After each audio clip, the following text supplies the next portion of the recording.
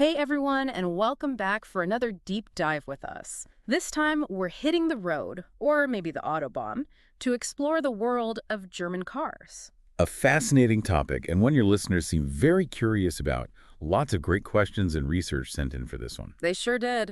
It Yeah. seems like everyone wants to know how Germany became such a powerhouse in the automotive industry. So, are we ready to buckle up and get rolling with this? Absolutely. And I think what's really interesting is how closely tied the story of German cars is to Germany's own, shall we say, eventful history. Right, because it's a story of both innovation and, well, near collapse. Yeah, real Phoenix-like rise. Yeah. The German car industry has really shaped how we think about cars globally. Okay, so before we go all the way back to the beginning, how big are we talking here? Just how massive is this industry today? Well, imagine a workforce bigger than some countries. Wow, Well, right. that's the German automotive industry. Yeah. In 2016, over 857,000 people worked in this sector, and they were producing nearly 6 million vehicles every year. 6 million. Wow. Okay, so that's a lot of cars. Where does that put them globally? Germany is up there, third highest for car production worldwide, and if you look at all motor vehicles, they're the fourth largest producer. So they're really a driving force in the global market, but it's more than just numbers, right? Oh, absolutely. When people think about German cars, they Mhm. think precision engineering, cutting-edge tech, high performance. We're talking brands like Mercedes-Benz, BMW, Porsche, Hmm. consistently winning awards. Yeah, they're practically legendary at this point, but every legend has a beginning, right? Take us back to those early days. How did this obsession with horsepower begin in Germany? To understand that, we have to rewind to the late 19th century. Think workshops, tinkering. We're talking about pioneers like Carl Benz and Nicholas Otto. The names behind some of the biggest brands today. Exactly. These guys weren't just mechanics, they were visionaries. They were developing the internal combustion engine. Which is still the heart of most cars we see on the road today. It's incredible how something so, well, ubiquitous now came from those early workshops. Absolutely. And in 1887, Carl Benz, he does something remarkable. He fits his engine to a coach. And boom, the first motor car is born. Talk about a legacy. Right. It's hard to picture the world without cars now. It really is. Mhm. So how fast did things progress from that first car? Remarkably fast. By 1901, Germany's already producing something like 900 cars a year. Wow, so just 14 years after Benz's first car, things really took off. Yeah, those were really the seeds of the industry being planted. Then, in 1926, you see another big moment. The birth of Daimler-Benz, Another iconic name. a merger that would change everything. And of course, we can't forget BMW. They started making cars in 1928. So we have the innovators and the big players, but I'm sure it wasn't all smooth sailing, right? Definitely not. The 1930s threw a wrench in the works, literally. The Great Depression hit the global economy, and the German car industry was no exception. Oof, that must have been rough. It really was. Only a few companies survived. Daimler-Benz, Opel. They managed to weather the storm. But here's the thing. Even in that crisis, you see innovation.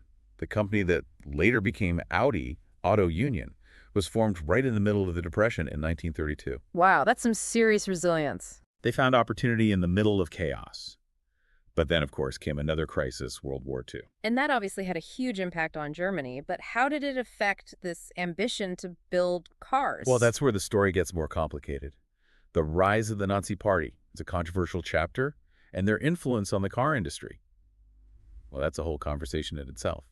They were obsessed with the idea of Motorisierung. Wait, Motorisierung. Yeah, it basically means bringing cars to the masses. The Nazis wanted everyday Germans to be able to own a car. And this is when they started building the Autobahn, too. Oh, right, Germany's famous highway system. Wasn't that also part of their plan? Exactly. They saw it as a way to boost the economy, stir up some national pride, show off what German engineering could do. It's funny because now people associate the Autobahn with freedom, but Right. We can't talk about this period without mentioning the Volkswagen Beetle. yes, the people's car, designed under the Nazi regime. It's a complicated legacy. For sure. The idea was to create a car that was affordable, reliable, accessible to everyone. And in a way, they succeeded. The Beetle's one of the most iconic cars ever made. But it's forever linked to a very dark period in history. It reminds us that even in dark times, you can have innovation. But we always have to look at the context. To acknowledge both the good and the bad. Exactly. And speaking of bad, the war. Well, that cast a pretty big shadow over the German car industry. World War II just devastated Germany. I mean, their industrial heartland was in ruins. Yeah, I can't even imagine trying to rebuild from that. Factories were shattered, skilled workers were gone. On top of that, Germany was divided. Right, and you mentioned earlier that the Soviets took a lot of machinery as reparations. Did that make things even harder for the German car industry? Absolutely. The Soviets basically saw German industry as a way to rebuild their own country. So they took a lot, machinery, equipment, you name it. Wow, so not only did these companies have to rebuild their factories from scratch, but they were also losing essential resources. Exactly. It was a huge setback. It sounds almost impossible to come back from that, but somehow they did. The German automotive industry managed to recover and then some. How did they pull it off? Well, it took incredible resilience.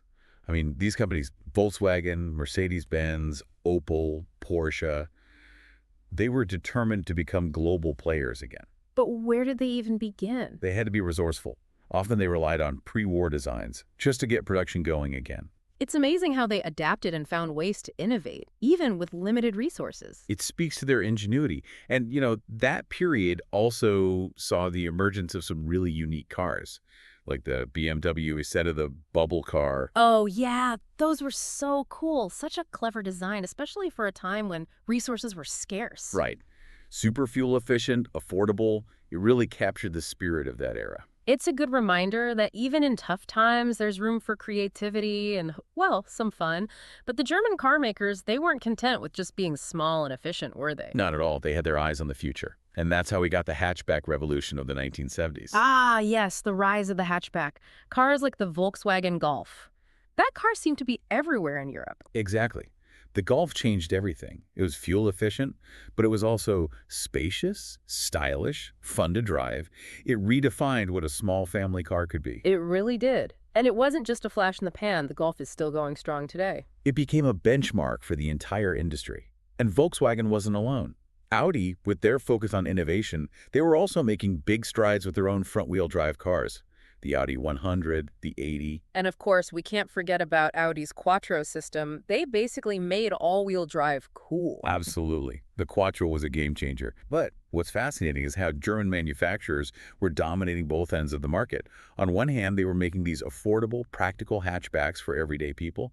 And on the other, they were building luxury and performance cars that were in a league of their own. Exactly. Think about cars like the Mercedes S-Class or the Porsche 911. They were pushing the boundaries of what a car could be. But their ambitions didn't stop at Europe's borders. No, they definitely didn't. That's when they started expanding globally, right? Building factories all over the world. Yep. They went way beyond just exporting cars. They wanted a global presence. What drove that expansion? Was it purely about making more money? It was partly that, but it was also strategic. They wanted to tap into new markets, lower production costs, really establish themselves as global players. So they set up shop in places like Mexico, Brazil, China. It sounds like they were playing a high-stakes game of automotive chess, trying to outmaneuver the competition. You could say that. And then you have Volkswagen going on that acquisition spree. Right. They bought up a whole bunch of other car companies, didn't they? They did. Seat, Skoda, Bentley, Bugatti, Lamborghini. Volkswagen was collecting car brands like they were going out of style. It's kind of mind-blowing when you think about it. They went from rebuilding after the war to becoming this automotive empire. But what was the strategy there? Why acquire so many different brands? No, it was a risk, but it was calculated. By diversifying their portfolio, they could reach more customers, tap into existing brand loyalty. And they could compete in practically every segment of the market. Exactly. It was a bold move, but it seems to have paid off. Yeah, it's incredible how much they achieved in such a short amount of time. But the car world is changing so fast these days. What's next for the German automotive industry? What are some of the big trends they're facing now? Well, you can't talk about the future of cars without talking about electric vehicles. That's a huge shift, not just in Germany, but everywhere. It's a real revolution happening on the roads. And speaking of revolutions, Tesla opened their first European gigafactory near Berlin. It seems like they're making a pretty bold statement by setting up shop right in Germany. Oh, absolutely. Tesla isn't just dipping their toes in the European market, they're diving right in. That gigafactory is a sign that they're here to stay and they're ready to shake things up. So how are German car makers responding to this new competition? Are they threatened? I think they recognize that electric is the future, and they're investing a lot in their own electric car programs. Volkswagen, for example, they're pouring billions into developing new electric models, And Mercedes-Benz, they're expanding their electric lineup rapidly. It sounds like they're taking it seriously. But it's not just about building the cars, is it? What about all the technology involved? You're right. The future of cars isn't just about horsepower anymore. It's about software. It's about AI. It's about battery tech. Companies like Tesla, they're blurring the line between car and computer. It's pretty mind-blowing when you think about it. Cars are becoming more like smartphones on wheels. So given all these changes, what do you think? Can German car makers stay on top in this new world of electric, connected, maybe even driverless cars? That's the million-dollar question. It's probably their biggest challenge yet. But if history has taught us anything, it's that German engineering is all about adapting and innovating. They've faced challenges before, and they always seem to come out stronger. They've definitely weathered some storms. But this feels different. Do you think they'll have to change their approach to stay competitive? Well, for one, they have a highly skilled workforce.